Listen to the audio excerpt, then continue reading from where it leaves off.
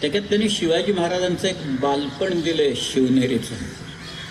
मी आता सगळं सांगत नाही, पण त्यातला जो मुद्दा आहे तो सांगतो की छोटे शिवाजीराजे तिथं असताना त्यांचे खेळ काय चालायचे ते त्यांनी दिलेत ते परमानंदांनी. त्यातले एक खेळ असा होता की शिवाजीराजे आपल्या सवंगड्यांना घ्यायचे, नावं नाही आहेत सवंगड्यांची, पण ते आपल्या बरोबर घेऊन तिथं दगडामातीचे छोटे छोटे किल्ले बांधायचे आणि ते म्हणायचे हे गड आहेत ना हे माझे आहेत.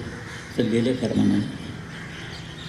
6 वर्षाचा एक मुलगा या सह्याद्रीतले हे दुर्ग माझे आहेत असं म्हणतो आणि स्वराज्य मिळवण्याच्यासाठी प्रयत्नशील राहतो, कृतिशील राहतो आणि वयाच्या 44व्या वर्षी ते स्वराज्य निर्माण करून दाखवतो. ही एक अचाट गोष्ट शिवाजी महाराजांनी इथे केली.